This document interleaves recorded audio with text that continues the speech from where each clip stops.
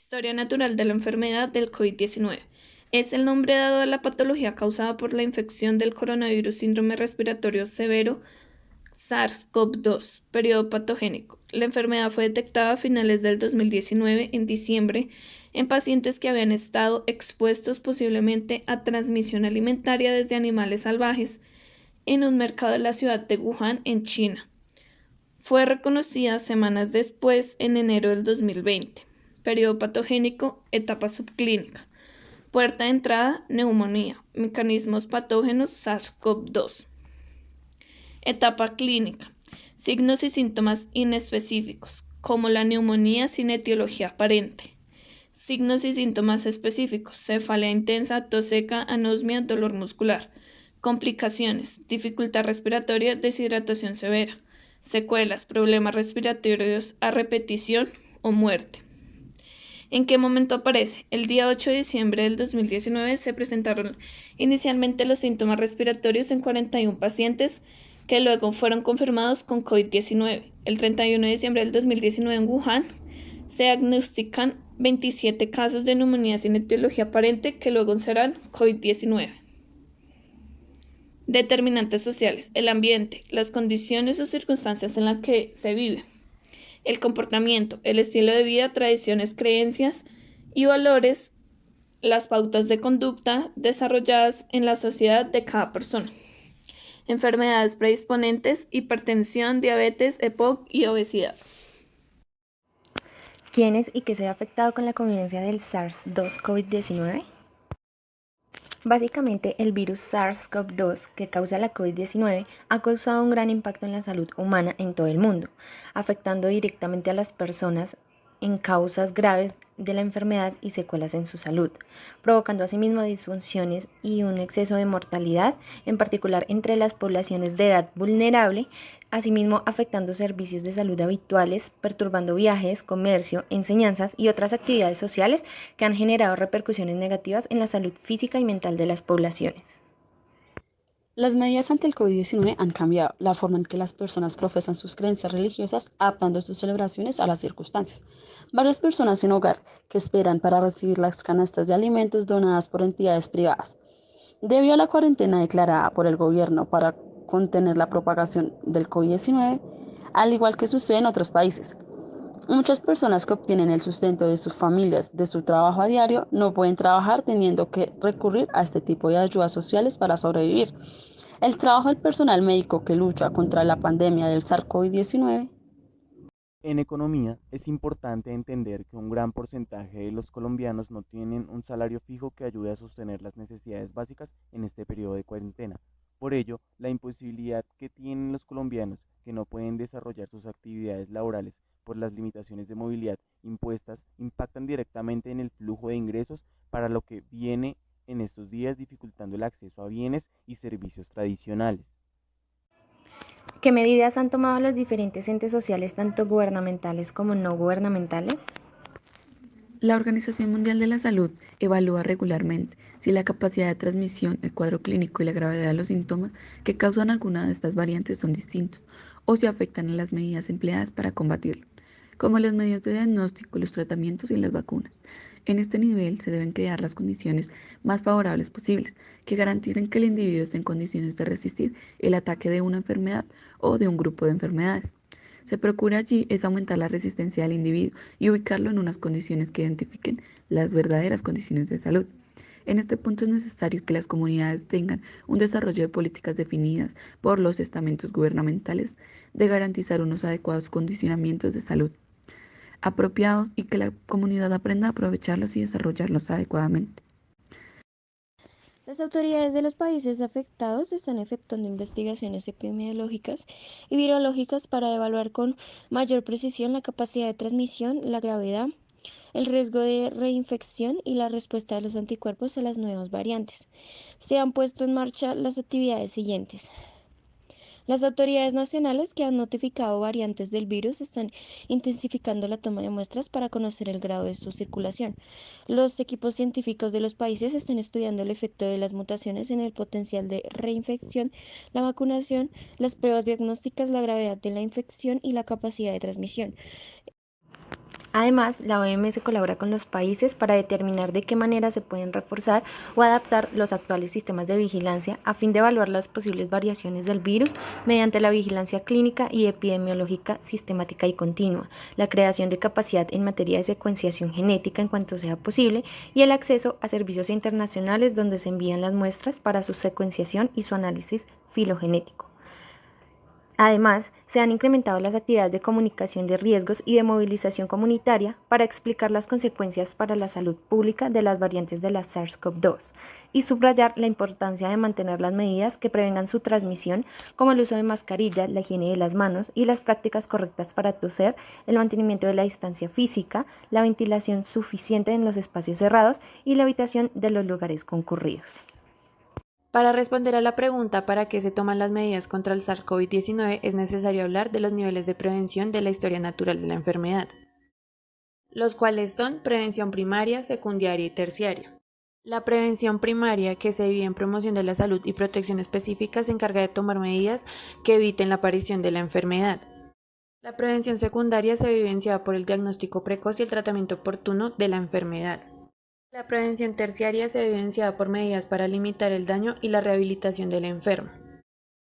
Ahora hablemos de los objetivos de cada una. El objetivo de la prevención primaria es conservar la salud del individuo, de la secundaria es limitar el daño y de la terciaria es reintegrar al individuo a la sociedad con el máximo de sus capacidades. Hablaremos sobre los niveles de prevención, los cuales ya sabemos que son prevención primaria, prevención secundaria y prevención terciaria, pero lo asociaremos al COVID-19. Está la prevención primaria, que es la que evita la adquisición de la enfermedad COVID-19 mediante la vacunación, que es lo que se está realizando en este momento en todos los países. Después va la eliminación y el control de riesgos ambientales. También está la educación sanitaria, como por ejemplo es el uso del tapabocas que cubra nariz y boca, el distanciamiento social mínimo de 2 metros y al principio que se realizó la cuarentena o es el aislamiento obligatorio. Esto ayuda a que esto pueda actuar para prevenir la enfermedad o el daño a personas sanas. Después va la prevención secundaria, que va encaminada a detectar la enfermedad en estadios precoces en los que el establecimiento de medidas adecuadas pueden impedir su progresión. Ante el menor síntoma, por leve que sea, tendremos que comunicarlo para que se nos haga la prueba del COVID-19, que nos indique si somos o no positivos y en caso necesario pasar a cuarentena para evitar los contagios y la propagación. Prevención terciaria comprende aquellas medidas dirigidas al tratamiento y a la rehabilitación del COVID-19 para empezar con una progresión y con ello también la aparición o el agravamiento de complicaciones. En el periodo prepatogénico encontramos promoción de la salud con referencia al COVID-19. Podemos observar la educación para la salud que se ha brindado en la EPS, colegios, universidades, medios de comunicación con respecto a toda la información que debemos saber del COVID-19. Además de mejorar la alimentación adecuada para el beneficio de la salud, concientizando a toda la comunidad que debe quedarse en casa con las condiciones necesarias para realizar las actividades diarias como teletrabajo. Los determinantes sociales en salud se ven afectados en cuanto a desigualdad de recursos para obtener la educación que se ha brindado, porque no cuentan con sistemas de salud, no tienen la oportunidad de internet, equipos tecnológicos como es celular. Dentro del periodo patogénico es importante tener en cuenta el diagnóstico precoz y el tratamiento de la enfermedad. Esto abarca la prevención secundaria. Dentro del COVID-19 es importante realizar la búsqueda activa de los casos, hacer seguimiento a las personas contagiadas y a las personas con las que tuvieron contacto para obtener las estadísticas exactas de las personas que están contagiadas, con el objetivo de curar y prevenir el proceso de la enfermedad y de la propagación rápida de la enfermedad. También es importante para prevenir las secuelas que deja esta enfermedad y asimismo poder disminuir el periodo de la incapacidad a causa de la enfermedad COVID-19, como pueden ser problemas de depresión, ansiedad, estrés postraumático. A nivel fisiológico, dentro del periodo patogénico encontramos lo que es la limitación de las secuelas, en donde nos habla del tratamiento adecuado para contrarrestar el proceso y prevenir las complicaciones y secuelas, además de la provisión de facilidades para limitar las incapacidades y prevenir la muerte. Hablando de la infección por SARS-CoV, que es lo que produce la enfermedad del COVID-19, a la fecha no hay tratamiento específico para esta, pero existen diferentes medicamentos que ya habían sido desarrollados, pero que presentan algún potencial de efectividad. Y por último encontramos lo que es la rehabilitación, en donde es necesario proveer los recursos a los hospitales y a la comunidad para la rehabilitación y el uso de las capacidades conversadas. Esto quiere decir, pues como ya se había mencionado antes, se necesitan unos elementos de bioseguridad. Es necesario que los hospitales y la comunidad obtengan esos elementos de bioseguridad para no haber más contagios. Además, es necesario la educación a la población e industrias para incorporar a los rehabilitados, ya que estos pues necesitan una serie de cuidados y la población pues necesita conocer de ese tipo de cuidados. Por último, encontramos lo que es otorgar el mejor trabajo posible, rehabilitación por trabajo en los hospitales y el uso de colonias de amparo. Dentro de la fisiopatología de la infección por SARS-CoV-2, se evidencia que al parecer las células diana de este virus son aquellas que tienen altos niveles de la enzima convertidora angiotensina 2, ACE2, las cuales hacen parte los neumocitos, células del miocardio y el endotelio, explicando algunos fenómenos como son las lesiones alveolares, la miocarditis, que es la elevación de la troponina y alteraciones en el electrocardiograma, y microtrombosis, en la cual se eleva el dímero D, esta última alteración relacionada con la difusión hepática y renal. Se cree que la distribución tisular de los receptores en el huésped indica generalmente el tropismo viral. La entrada del SARS-CoV en las células humanas está mediada principalmente en el receptor de la enzima convertidora de angiotensina 2, que se expresa en las vías respiratorias, el periquima pulmonar, el endotelio vascular, las células renales y las células del intestino delgado.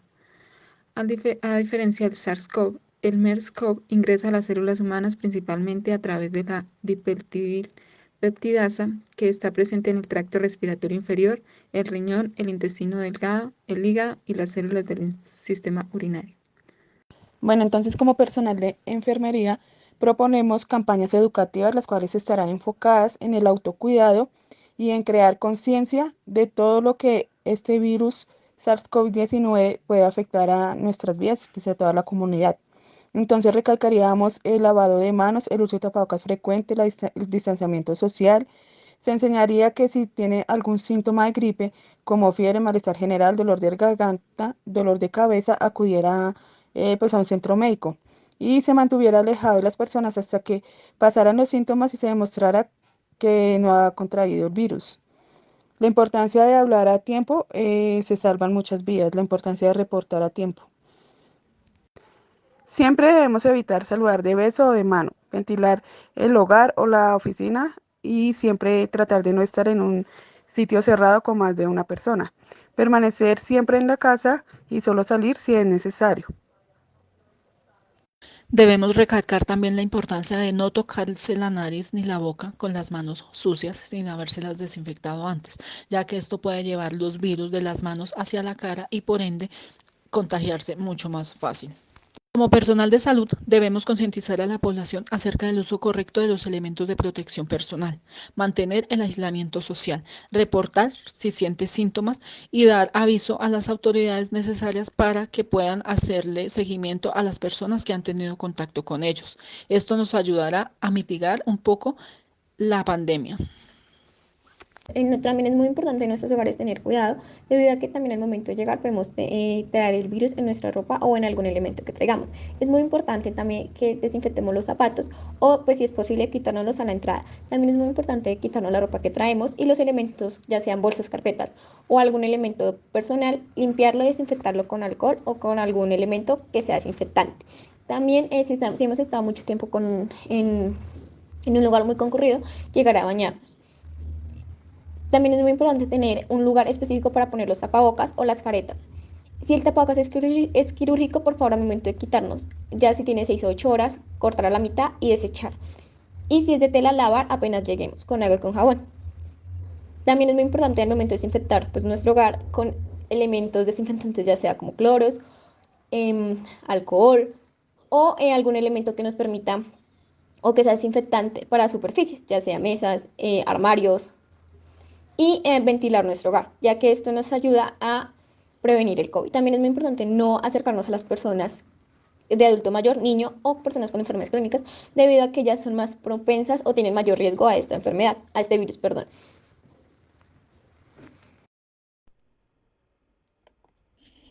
Ok, con la aparición del COVID-19 se han implementado medidas de protección personal y de barrera que sí ayudan a crear hábitos de higiene y nos ayudan a no propagar la enfermedad, ayudando a cuidar a la comunidad, especialmente a las personas de la tercera edad y a nuestros niños. Es importante cumplir con las restricciones y protocolos implementados por el Ministerio de Salud, ayudándonos a mejorar la salud de nuestra población.